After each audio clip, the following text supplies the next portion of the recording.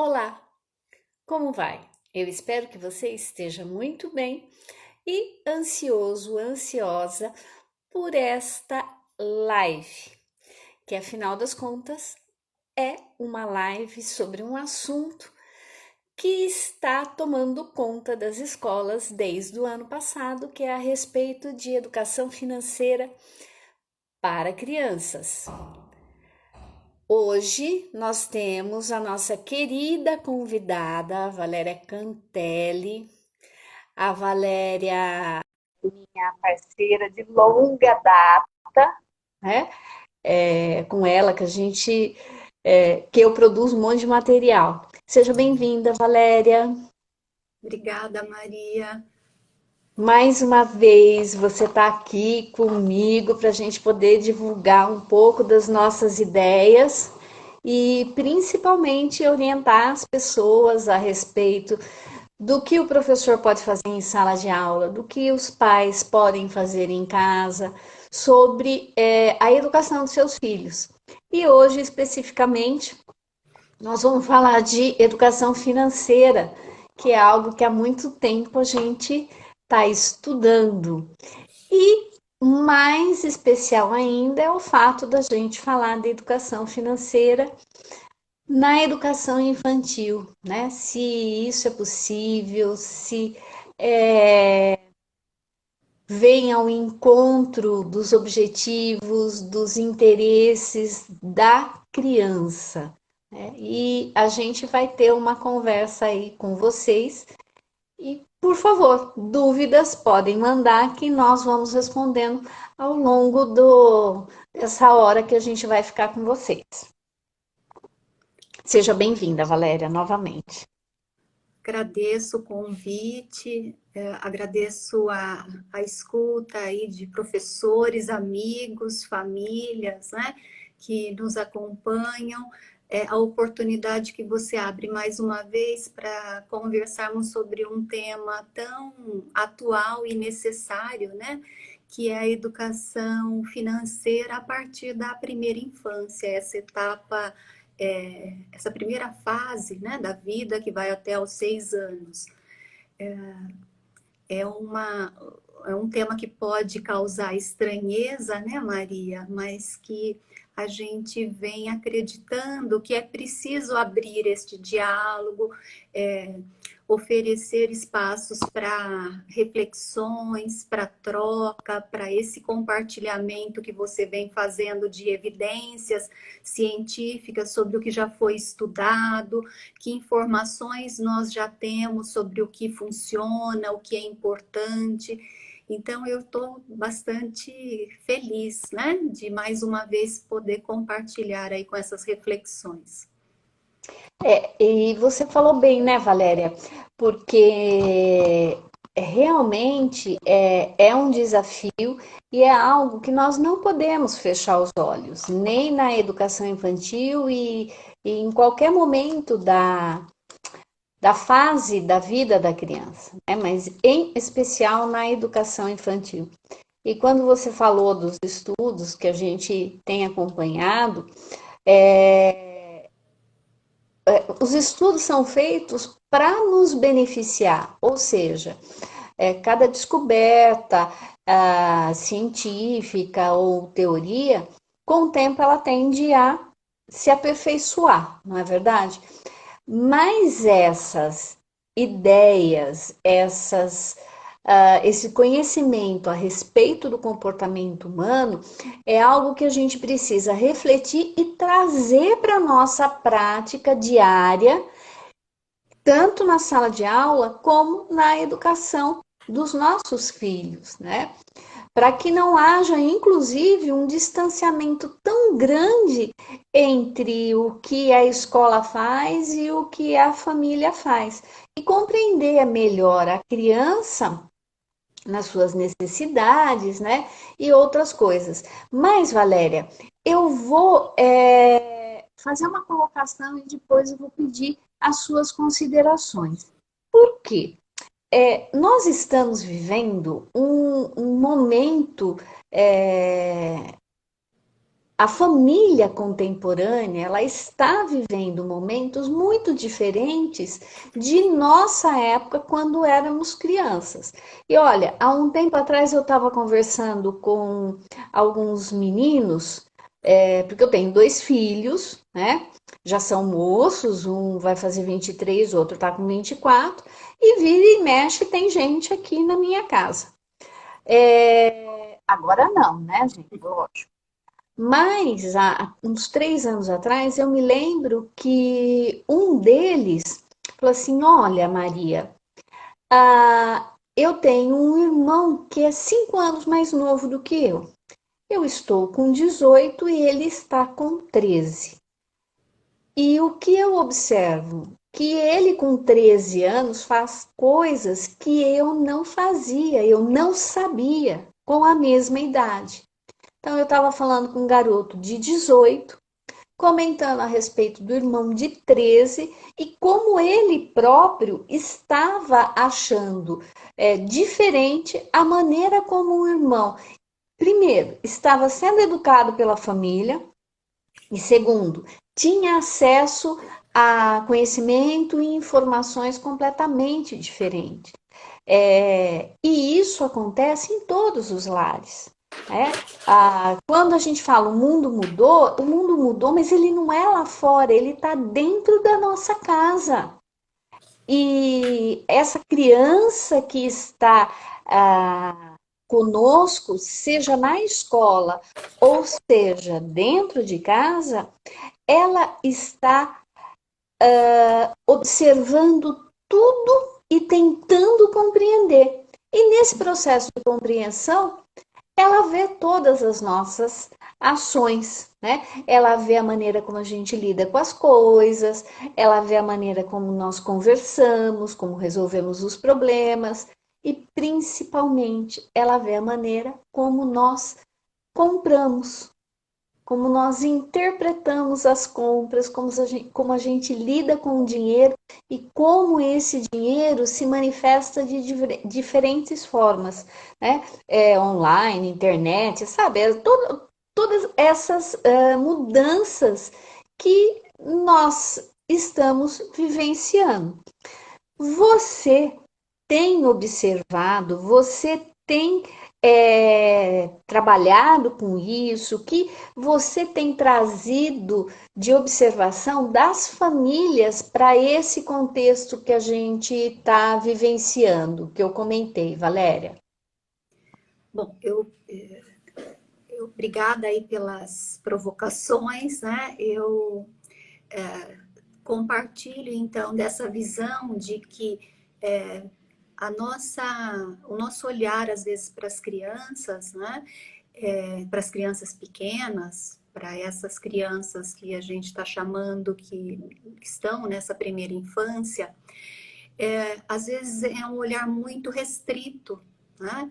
A gente não tem o alcance de toda a agência, essa capacidade que elas têm de compreender, de conhecer esse desejo de participar. Então, acho que esse é um primeiro ponto que a gente precisa considerar.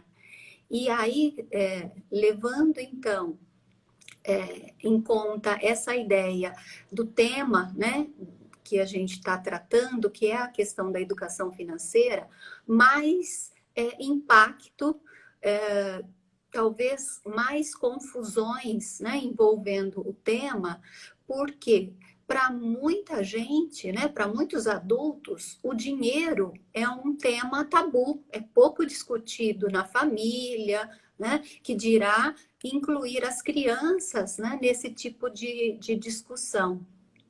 E quando a gente traz, então, essa perspectiva de que a educação financeira é um elemento chave nessa formação humana, nesse desenvolvimento da pessoa, e que por isso ela deve fazer parte, sim, né, da vida das crianças desde muito pequenas, e é um processo que deve começar na família, pode causar mais estranhamento, mais dúvidas ainda nas famílias e mesmo nas escolas, em função de que tipo, então, de educação financeira nós estamos falando. Então, acho que esse é um outro ponto para a gente levantar.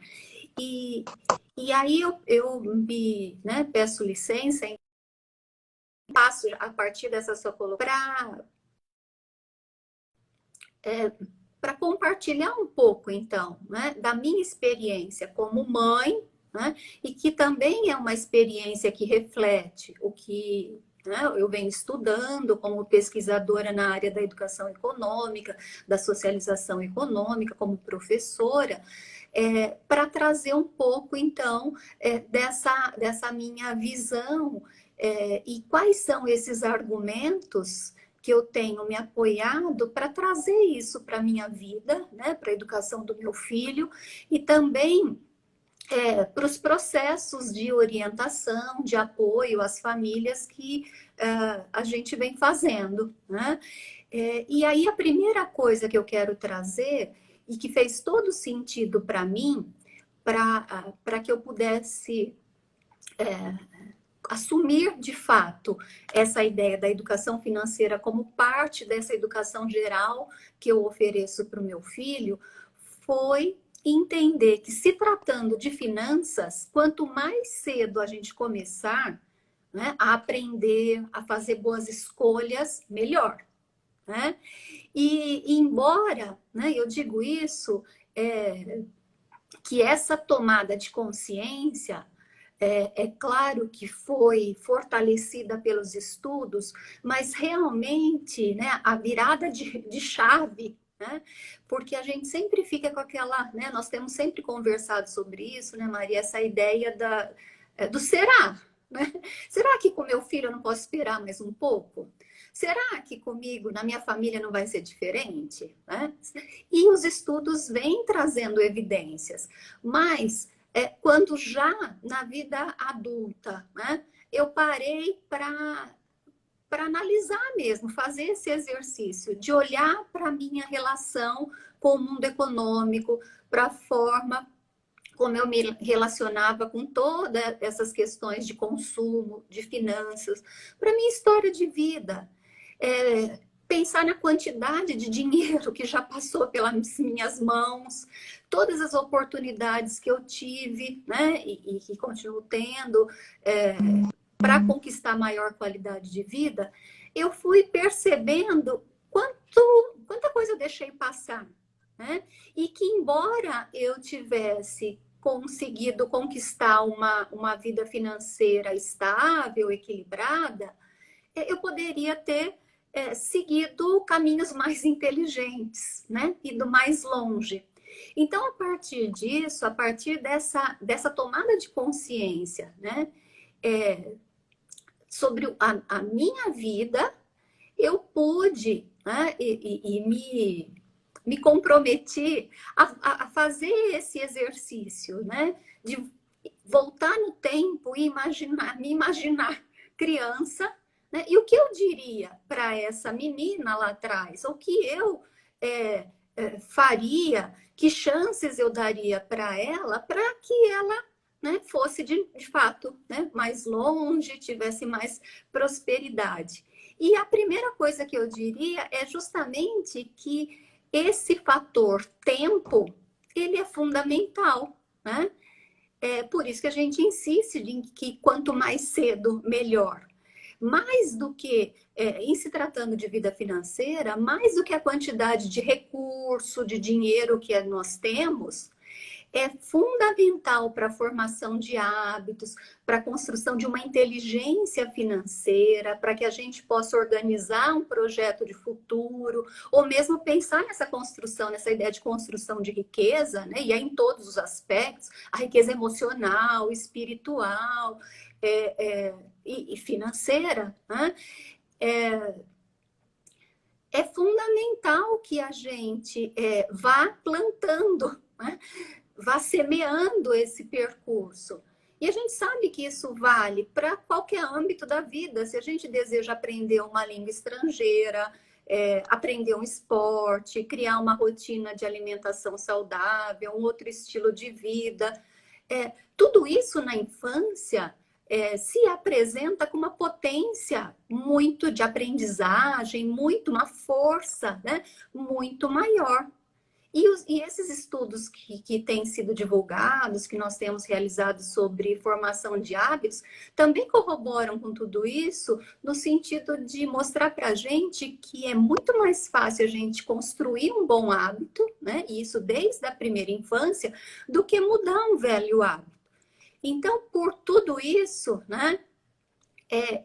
Eu fui pensando nessas implicações que o tempo, né, e que essas escolhas, essas nossas decisões, esses hábitos têm, né, na nossa vida como um todo e, em particular, na nossa vida financeira. E, no meu entendimento, então, se as crianças puderem participar desse mundo econômico, percebendo que ele atravessa o nosso cotidiano, a gente tenha dinheiro ou não, a gente não está falando só para quem tem dinheiro, né? A gente está falando, inclusive, para aqueles que querem ter ou que estão numa situação nada confortável e precisam se organizar. E se a gente, então, oferece para as crianças essas oportunidades, né, para elas participarem, entenderem desse funcionamento desde muito pequena, certamente elas terão mais condições de se posicionar frente à vida de forma ética, responsável, corajosa, empreendedora, porque elas saberão fazer melhores escolhas, né? Elas vão entender essa dinâmica do funcionamento, que é uma dinâmica e que tem uma equação entre trabalho, né, para ganhar dinheiro, para conseguir receber esse dinheiro em resposta a esse trabalho, né? Não é, na verdade, não é o ganhar, né? É a resposta a um serviço que você presta, a um talento, enfim, que você tem, a um produto que você desenvolve. E isso, ao longo do tempo, a força exponencial que tem, né, para que a gente consiga conquistar os nossos sonhos, para que a gente tenha maior qualidade de vida, né? E ao fazer isso, ao criar essas oportunidades de participação, certamente elas também conseguirão perceber que a escolha, né, por um outro caminho, né, de gastos desenfreados, pode levar a um efeito dominó que, além de endividamento, gera uma série de problemas das mais diferentes ordens, né? Então, foi a partir dessa ideia de que o tempo é precioso, né? E ele precisa ser considerado, e um momento ótimo para que essas aprendizagens aconteçam, a partir desses estudos que depois a gente pode até compartilhar, da neurociência, da psicologia do desenvolvimento, vem mostrando que o momento ótimo, a janela de oportunidade se abre na primeira infância. Então, é preciso que nós, como pais, como professores, a gente tenha uma ação intencional, né, ao pensar essas oportunidades. Isso é muito diferente da gente pôr a criança sentada para dar aula ou para explicar como é que funciona os juros, ou para fazer toda uma, né, explanação sobre a importância da economia, da poupança. Não. É a vida cotidiana, é a vida verdadeira, a partir, como você mencionou, dos nossos comportamentos, né? Das experiências que a gente cuidadosamente as convida a participar. Acho que é um pouco isso que eu teria nesse primeiro momento para compartilhar. Foi uma mega aula, né? E Valéria, você sabe que a gente já tem duas perguntas, né? Uma delas, eu acredito, eu vou retomar algumas coisas, mas eu acredito que ela até esteja respondida.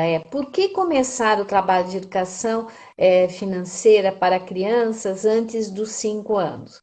Então, diz respeito a todos esses aspectos que você foi levantando, né? Porque isso tem essa questão do tempo, tem a questão de que é isso que nós vivenciamos, né?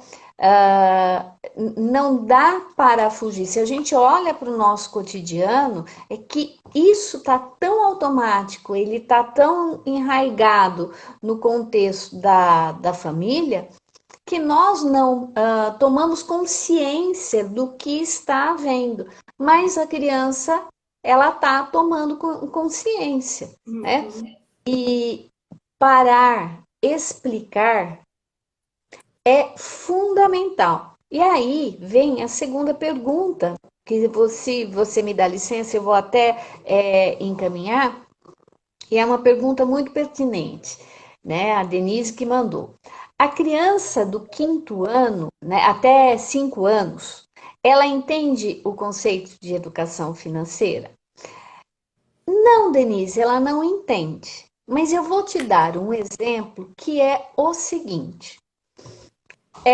Conversando com alunos do 8º e 9º ano e depois com alunos do 1º colegial, falando com eles a respeito da profissão dos pais. Eu vou dar 2 exemplos. Falando com eles a respeito da profissão. Qual é a profissão que o seu pai tem? Eles não sabiam responder, né? E eu não estou falando que na escola não foi trabalhado com eles as profissões, mas é lógico que foi. Ele sabe o que é uma profissão, mas não vê o pai dele como um profissional. Isso mostra que com 13, 14, 15 anos, nós temos adolescentes que ainda não identificaram dentro do seio familiar pessoas que trabalham e recebem o dinheiro. É como se todo o conteúdo que elas aprendem em história, geografia, acontecesse com o mundo lá fora, mas não dentro de casa. Como se as crises financeiras não acontecessem dentro de casa. Semana passada, eu acho que foi semana passada, eu fiz uma live com uns alunos do 9º ano. E conversando com eles, eles não se viam. Tá lá gravado, se vocês não acreditam, vão lá, assiste a live que eu fiz com os alunos, 2 alunos, um menino e uma menina do 9º ano. Eles não se viam como potentes, como capazes de olhar a família e poder colaborar com o orçamento doméstico. E eu fui dando uma série de sugestões. Falei assim, mas vocês podem olhar a validade dos alimentos, vocês podem marcar no calendário todas as contas que a família tem para pagar. Vocês podem se inteirar se existem contas em atraso e por que elas estão em atraso.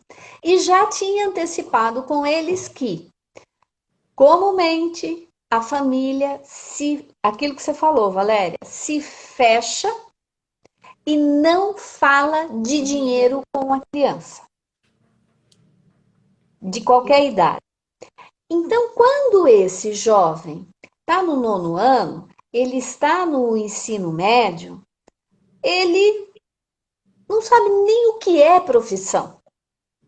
Ele não sabe nem o que é ganhar dinheiro. Essa troca que a Valéria falou, nós trocamos a nossa força de trabalho por dinheiro. E querendo ou não, com todas as críticas possíveis e imaginárias que a gente possa fazer para o sistema capitalista, é o que nós temos. E aqueles que não utilizam essa troca de dinheiro deve ter, eu acho que eu li alguma coisa, comunidades muito restritas que vivem de escambo, né, de troca de mercadorias. No mundo nesse que a gente vive, nessa região que a gente mora, nesse país que a gente mora, nós precisamos de dinheiro para comprar comida, pagar o aluguel, as necessidades básicas. E as crianças não sabem disso.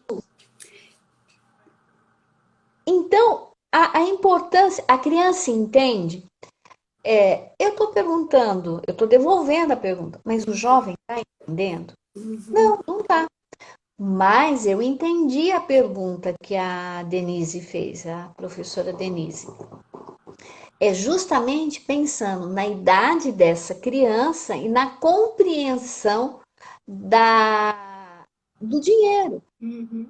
Sim, a criança tem uma experiência de vida infinitamente menor, né, do que a nossa. E a própria idade, ela não dá condições cognitivas dela compreender o universo todo.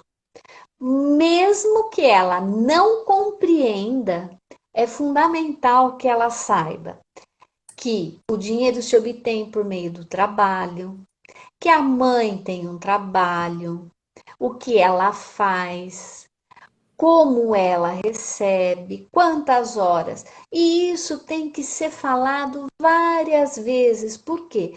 Porque a criança vai elaborando. E uma bela hora, quando você de repente está explicando para a criança, então eu trabalho no escritório, eu recebo dinheiro, passam 30 dias, né? Assim como sua professora. Uhum. Crianças de 6, 7, 5 anos viram e falam assim: mas como? A Professor, professora trabalha? eu vi isso. Não Uhum. é? A Uhum. professora trabalha? Aí a gente vê que sim, então ela não entende, não vou nem falar. Não, ela necessita dessa informação para ir elaborando o conhecimento de uma maneira cada vez mais complexa. Por quê? O que mostra esse adolescente? Não, esses adolescentes que não sabiam nem a função, o trabalho do pai, não significa que eles sejam cognitivamente incapazes, mas eles têm uma compreensão de mundo que é equivalente, né, de mundo econômico, a de uma criança de 5, 6 anos, Uhum. porque não tiveram oportunidade de aprender isso no cotidiano da sua casa, que é a principal fonte formadora da criança no primeiro momento. Valéria, você disse que você já vivenciou isso. Tem Na mais verdade, algum outro na exemplo? verdade, essa questão que você me fez recordar da professora, né, não trabalha, as crianças perguntavam, não se a professora não trabalha, mas a professora recebe, ganha dinheiro para trabalhar, para vir dar aula, né? Então, olha como essa relação dessa transação comercial não é uma relação tranquila, né? E para muitos de nós. E aí, Maria, eu gostaria de resgatar, então, essa questão, assim, por que, e insistir nisso, né? Por que antes dos 5 anos? E aí, os estudos que a gente tem acompanhado da neurociência, da psicologia comportamental, da psicologia do dinheiro, tem trazido informações muito relevantes, muito interessantes, colocando mesmo luz para a gente olhar para esse período antes dos 5 anos, e aí eu diria, para uma primeiríssima infância, que essa gestação até 3 anos, né, como um período chave para o desenvolvimento de toda a potencialidade das crianças, né? E aí por que isso? Né? Porque cada vez mais a gente tem compreendido esse processo, essa gênese de compreensão, de construção, esse caminho, né? Quando a gente fala gênese, esse caminho de construção de uma aprendizagem, do desenvolvimento de um conceito. E cada vez mais, com a neurociência, a gente tem entendido esse processo de formação. E a raiz de tudo isso está justamente nessas experiências iniciais, nessas experiências que começam com os bebês, né? É a fase de formação de toda essa arquitetura cerebral. É quando o cérebro da criança, o cérebro humano, ele é mais plástico e mais receptível a todas as influências do ambiente, né? E porque ele é mais maleável, ele absorve muito mais, a gente fala, né? A criança é uma esponjinha, de fato, né? Ela tá atenta a tudo. E ela, então, se ela é uma esponjinha, se ela tá atenta a tudo, essas experiências que ela está vivendo estão gerando memórias, conexões.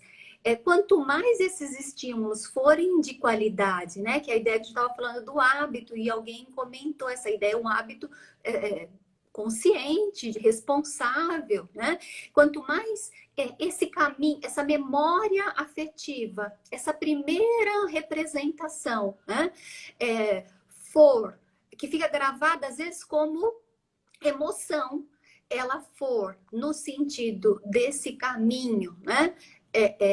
Do equilíbrio, da responsabilidade, da qualidade, do planejamento, da prosperidade, mais chances ela tem ao longo da vida, quando ela se defrontar com uma nova situação que ela precisa linkar, né, essa nova situação à velha, para ela reelaborar e tentar atribuir um sentido mais complexo, ela já tem esse esquema prévio, ela já tem essa memória.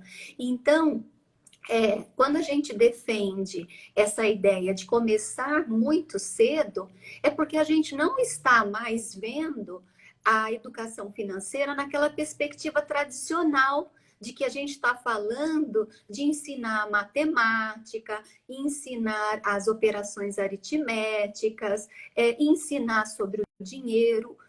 Para além disso, envolve esses aspectos, mas envolve esses aspectos num percurso, numa jornada de aprendizagem, que vai se estruturando ao longo da vida, mas que as experiências e as aprendizagens que vão ocorrer nessa primeira infância, elas são estruturantes, elas são a base para essas aprendizagens mais complexas, que aí a gente entende, né? De novo, nosso olhar míope de adulto, a gente já fica imaginando, então, eles precisam crescer, já saber entender mais de matemática, para que eu possa ensinar sobre poupança, sobre planejamento, sobre investimentos, sobre juros. Quando, na verdade, essa aprendizagem só vai fazer sentido se anteriormente ele viveu esse sentimento e essa memória, ele tem essa memória do cuidado, né? Do seu alto valor, né? Do porquê eu preciso enfrentar essa frustração, o porquê a espera, né? É algo necessário em função de um benefício posterior. Se a criança não está fortalecida para tudo isso, né, dificilmente essas outras aprendizagens vão fazer sentido.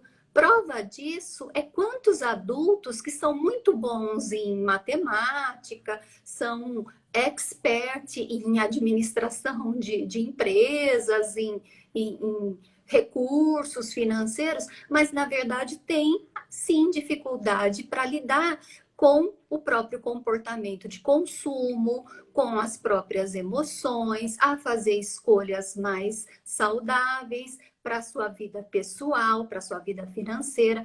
Então, na verdade, retomando essa questão do porquê antes dos 4 anos, porque hoje a gente tem uma visão de que a educação financeira, e essa que a gente defende e acredita, e é essa que a gente vem nas nossas famílias, com os nossos filhos, com as famílias que a gente interage, a gente vem defendendo, a gente entendeu que olhar para esse aspecto, né, da matemática financeira, olhar para esse aspecto do dinheiro, é como se a gente estivesse olhando, eu gosto dessa metáfora, para um iceberg.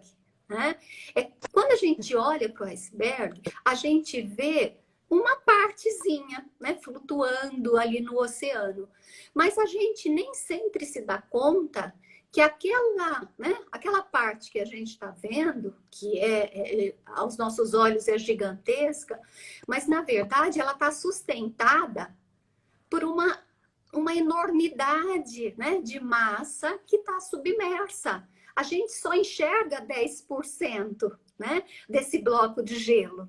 Na verdade, 90%, que é o que estrutura, o que dá sustentação, né, a gente não enxerga. Então, quando a gente pensa em educação financeira, e por que a partir da primeira infância?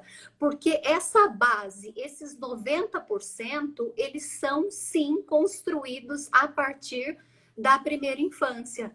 E são essas experiências iniciais que acompanham a criança ao longo da vida e que vão permitindo que ela faça escolhas cada vez mais assertivas para a vida dela, para a da sua família, para o seu trabalho, e conquiste, sim, maior qualidade de vida, prosperidade, enfim. Né? Então, são dois argumentos que eu acho importante a gente registrar, que tanto a neurociência tem colocado acento de que esse é um momento ótimo, é quando a janela de oportunidade se abre, a gente tem que aproveitar.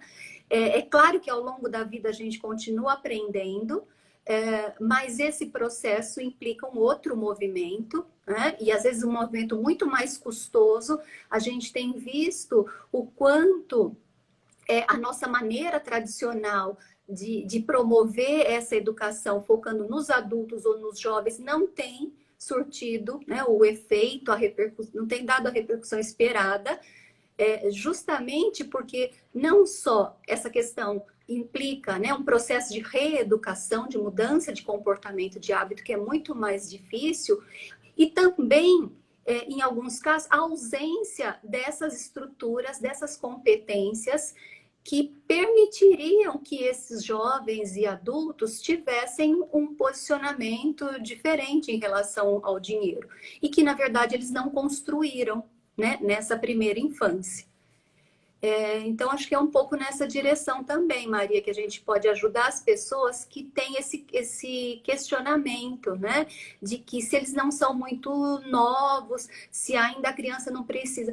É claro que, a minha experiência com o meu filho, quando, desde muito pequeno, né, algumas coisas a gente foi procurando, por acreditar que isso era importante na educação geral dele, nessa educação básica, assim como a gente orienta para a saúde, para o respeito às pessoas, enfim, investir nessa questão da relação com o dinheiro foi sempre uma preocupação. Então, assim, desde muito novo, me acompanhar ao supermercado, coisas que às vezes a gente fala, eles vão dar mais trabalho, mas isso de forma acreditando que era uma estratégia para apresentar esse mundo econômico para ele, para verificar como as coisas, né, eu me comportava, como as coisas funcionavam, acompanhar essa lista, né, essa preparação dessa lista anterior, para ir compreendendo que, claro que a gente pode desejar muitas coisas, mas a gente vai com um propósito, com um plano, e isso ajuda com que eles comecem a entender, né, que é possível, né, é natural desejar, mas que aquilo não cabe na nossa lista, naquela lista, que a gente pode pensar para uma outra situação. Nem sempre essas situações são tranquilas, mas a conversa, a constância, tudo isso vai orientando a vida da criança e da família, né? Assim como uma situação de vida cotidiana de arrumação da casa, o quanto a gente pode envolvê-los nisso para que esse sentimento da participação, da autorresponsabilização, do me sentir parte, né, de uma comunidade e, portanto, tendo que ajudar, sim, né, a minha família, a minha mãe, vai constituindo esse modo de se comportar da criança, né? Eu me lembro do Felipe em algumas situações, quando ele era muito pequeno, é claro que, né? Ele já ia percebendo, né, o clima da casa, que às vezes ele vinha assim com uma proposta de brincadeira, de história engraçada, porque era a maneira que ele via que ele tinha de colaborar, de contribuir com aquela família, né, com aquele núcleo. E outros processos que a gente foi vivenciando aí ao longo do tempo com ele, E hoje eu vejo o quanto isso repercutiu num comportamento mais proativo, né? No entendimento da nossa real situação, o quanto ele também busca encontrar maneiras, né? De produzir, de construir dinheiro, de enfrentar aí as dificuldades. Então, acho que é muito interessante todas essas questões e sabendo que, na verdade, essas raízes, né? Essa base nasce, né? A gente constrói como o alicerce de uma casa, né? Na primeira infância, nesses primeiros 5 anos. Pode ser muito novo, né? Curioso para muita gente, mas hoje os estudos trazem evidências para isso. A gente tem a pesquisa do professor James Heckman, da Universidade de Chicago, que é prêmio Nobel de Economia, trazendo evidências numéricas, né? Ele tem um estudo chamado Curva de Heckman, que ele mostra que quando a gente investe nessa primeira infância, o retorno, né, financeiro que a gente tem como família, como nação, chega a 10%, de 7 a 10%. Então, é um, é um número bastante significativo. E como que ele olha isso? Mas como que, né, investir na criança pequena dá esse retorno? Por quê? Ele passa a olhar, então, a situação educacional, como essas crianças vão muito mais longe, como existe menos envolvimento com consumo de drogas ilícitas, problemas com gravidez precoce, como elas se engajam em situações de trabalho sociais com muito mais, né, protagonismo, como elas entendem essa ideia do consumo e assumem posturas mais responsáveis diante da vida. Então, quando ele olha para esses sujeitos, ele fez um estudo longitudinal, ele acompanhou por mais de, né, crianças que foram orientadas, que tiveram uma primeira infância bastante potente, né? E acompanha essas pessoas ao longo da vida. Ele vai, né, Maria? A gente tem acompanhado, dialogado muito com essas pesquisas. Ele vai comprovar, ele vai mostrar para a gente que esse retorno, né, em diferentes âmbitos, social, pessoal, econômico, é muito grande. Né? Então, acho que é bem interessante isso. Foi uma fala muito interessante a sua, viu, Valéria? E nós temos aqui mais duas situações, uma pergunta e uma colocação, um exemplo.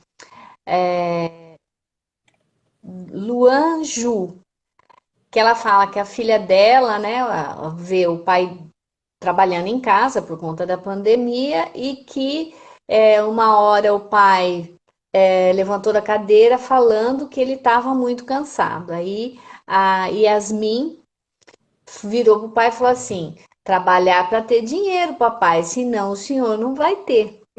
Então, mas aí é que tá. Ela entende só isso por enquanto, Uhum. mas ela já sabe que existe uma relação entre o trabalho, o ter dinheiro. E essas relações, elas vão ficando cada vez mais complexas. Uhum. Se eu nunca falar para ela, para Yasmin, que o papai está trabalhando para ganhar dinheiro, tem um aspecto. Aí a gente começa também a falar do trabalho, né? Tem um Uhum. aspecto positivo, tem a canseira, por isso a gente tem que saber bem como gasta, né? Porque toda hora trabalhada é um esforço grande, né? Mas a gente consegue construir muita coisa. Tem um fio, né, condutor Uhum. para não traumatizar a criança de que trabalho às vezes a gente sabe, é problemático, mas viver é problemático, né? Mas não Mas pode ficar só essa imagem para criança, para adolescente, seja para quem for.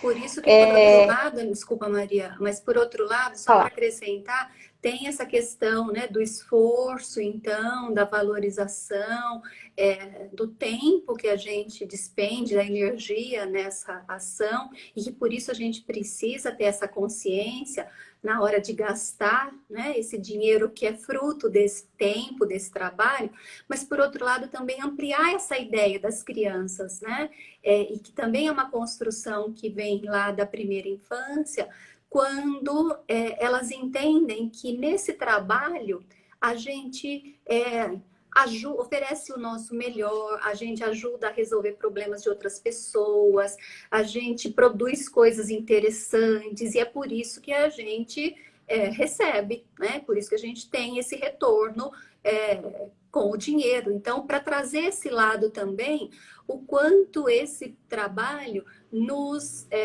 dignifica, ele faz parte, né, do nosso projeto de vida. Então, acho que são elementos importantes também dentro dessa linha de raciocínio que você está falando, que são informações, né? Então, são coisas que as crianças escutam, observam, são referências que a gente oferece e que a criança vai compondo esse seu repertório, essas suas memórias, para que ao longo da vida, quando ela for escolher o trabalho, quando for preciso, quando ela estiver ajudando nas questões da casa, ela também não colocar isso só como um fardo, como um peso, uma obrigação, mas ela se sentir responsável, comprometida a fazer isso, porque é algo que é bom para ela, é bom para os outros, enfim, é uma forma dela participar, né? Então, acho que são elementos importantes também, né, Maria? É isso mesmo. E olha, a Yasmin tem 3 aninhos. Olha só que importante. E aí nós temos uma outra pergunta da Melissa, que ela fala assim, mas como que a gente pode fazer para conscientizar as famílias sobre essa importância? Primeiro, divulgar o nosso canal aqui, né, Melissa? Justamente para que mais pessoas tenham acesso à informação gratuita, de boa qualidade, para que outra mentalidade seja criada, para que as pessoas efetivamente possam, porque muitas vezes as famílias até acham que deve, mas como ninguém fala, elas não têm por onde trocar. A gente é mãe e nós não temos uma rede de apoio para nos ajudar a criar os nossos filhos. E eu não estou falando de creche, eu estou falando de experiência, de colocar à disposição da população o que significa uma educação respeitosa, como que a gente pode resolver os problemas, porque isso tem tudo a ver com o desenvolvimento das competências, como a Valéria falou. E quando a gente começa a trabalhar com a primeira infância, o que nós percebemos? É aí que se encontra o maior cuidado das famílias. E é também um momento chave das famílias, é um momento assim, é, da mesma maneira que a Valéria comentou, que é uma fase de ouro da criança, primeira infância, também é da família, porque ela está cuidando daquele bebê, ele é vulnerável, né? Ele depende do adulto, porque senão ele não consegue dar conta de si sozinho. E ela está nesse envolvimento e precisa pensar o que é que ela quer para o futuro do filho, né? O que é que ela quer e a gente tem que fazer essa conversa, a gente tem que trazer para a família a importância dessa fase para que ela possa se comprometer. São as rodas de conversa, é a participação de grupos, são as instituições religiosas, associações de bairro, comunidades, é uma sociedade inteira que deve se voltar para cuidar da criança. Uhum. Todos os seus aspectos. Aí, e a saúde da criança está implicitamente relacionada com a saúde da família. Tá aí a epigenética, que é uma área relativamente nova e que mostra que todo o estresse que uma criança sofre ainda no seio materno, ainda na barriga da mãe, ela pode ter alterado o funcionamento cerebral. Ela pode ter comprometido o seu código genético de comportamento, de estresse, que é um estresse tóxico. Então, esse é o caminho, é de levar a palavra, é de levar o conhecimento, mas no sentido de, principalmente, de quem é a potência que essa criança tem, né? Ela não é simplesmente um bebê dependente. E como esse bebê, ele pode participar ativamente da vida das pessoas, daquela família, de acordo com as suas potencialidades. Em hipótese nenhuma, nós estamos abrindo mão dos direitos da criança, do brincar, né? Tudo isso tem a ver, na nossa concepção, com educação financeira, porque não se educa apenas para administrar dinheiro. A Uhum. gente educa para uma vida financeira que consegue ser contemplada na sua humanidade. Por que na sua humanidade? Porque nós somos seres humanos, emotivos, afetivos, com necessidades, e que, diante das solicitações que nós enfrentamos, que para ser feliz tem que ser agora, coisa do marketing, e o marketing, a publicidade não vai mudar. Somos nós que temos que Uhum. enxergar que esse tipo de mensagem não pode alterar o nosso jeito de ser. Somos nós que precisamos também nos fortalecer para exigir, né, os direitos e deveres. Mas vamos voltar para a criança, mesmo Uhum. porque o nosso tempo está quase acabando. Aham. Nós somos sujeitos, a criança é sujeito inteira e sofre essa influência, sofre no sentido de sofrimento mesmo. Por quê? Crescer não é um ato fácil. E diante das contradições do mundo, crescer sozinho é muito complicado. Estar adolescente sozinho é mais complicado ainda, né? Porque não tem com quem trocar as suas dúvidas e fazer as suas elaborações a respeito do mundo, do que é ser adulto. Então, é um processo de formação E- para todos nós. Uhum. Eu ainda aprendo. Eu tinha mais um exemplo para falar, acho que nem vai dar tempo. E Mas é esse contexto, não é mesmo, Valéria? Maria, e crescer, né? Você trouxe a ideia do crescer sozinho, e crescer, então, sem essas ferramentas, sem ter tido a chance de construir essas bússolas, né? Esses orientadores da sua própria ação, de ter referência em termos de valores, mais difícil ainda. Então, quando a professora pergunta, né, sobre como orientar então as famílias, como envolver as famílias, né? Eu acho que essa ideia de que as nossas crianças, os nossos filhos são nossos bens mais preciosos, né? Elas são o nosso projeto de futuro. Então, quais são os nossos desejos para elas?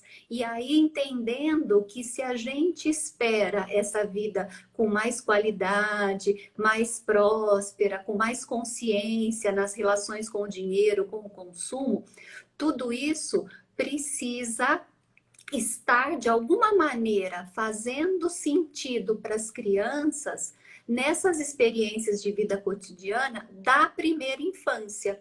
Por isso que quando a gente cuida, interage, convida a participação, tem um vínculo forte com as crianças.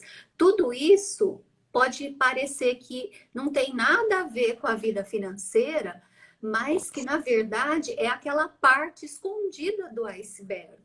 Porque na verdade essa memória, né? do alto valor, da autorresponsabilização, do me sentir parte, importante, comprometido, ele vem daí.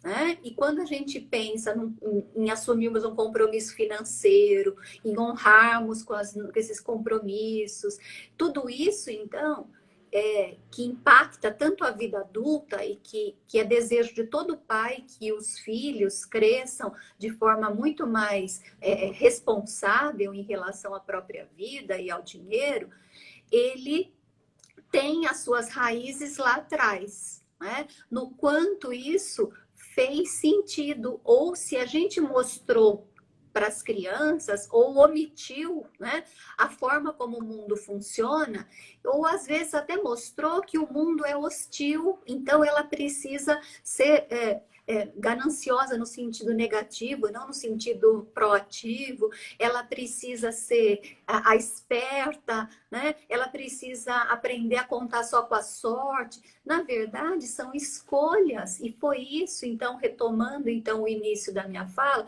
foi isso que para mim fez muita diferença, né? Quando eu percebi, a partir não só da minha experiência, mas a partir dos dados, das evidências, dos estudos que a gente vem realizando, o quanto isso precisa começar a ser vivenciado, né, esses comportamentos na vida das crianças, na vida familiar, na escola, para ganhar mais potência, né, desde muito cedo. Então, esses dois fatores que eu destaco como importante, o fator tempo e o fator de que a vida financeira é constituída por esse iceberg, né? Por essa base que está escondida, são muito importantes para a gente conversar com as famílias, né? Para explicar para elas que é isso que vai possibilitar que esses meninos e meninas construam essa vida que eles tanto desejam, conquiste todos os seus sonhos, né? Enfim. Bom, esse é o recado que a gente queria deixar para vocês, né? E nos colocamos à disposição para fazer outros esclarecimentos. Manda as perguntas para mim, a gente faz uma live para responder, né? Vamos interagir, chamar mais famílias para poder dialogar, tirar as suas dúvidas, se fortalecer nos seus princípios, nos seus valores. Tem muita gente que precisa disso urgentemente e são pessoas boas, que estão sozinhas e errando, e muitas vezes sem necessidade nenhuma. Daqui a um tempo a gente vai entrar com uma novidade, um curso que eu e a Valéria já estamos organizando, e a gente vai também chamar vocês para fazer parte desse curso, para que vocês possam conhecer um pouco mais. Em breve. Divulguem o conhecimento, falem a respeito do assunto, indiquem o canal sempre. É um conteúdo, o que nós falamos aqui gente, a gente estuda pra caramba, vocês não fazem ideia, né? E a gente faz com muito prazer mesmo. Bom, fiquem bem, cuidem-se e até a próxima.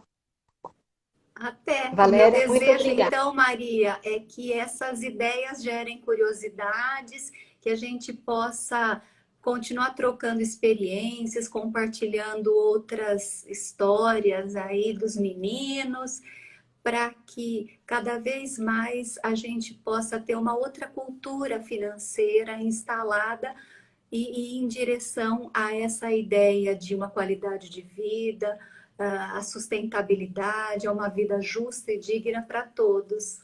É isso Muito mesmo. obrigada aí mais uma vez pela escuta, pela oportunidade. Eu é que agradeço. Gente, até a próxima. Até. Até mais.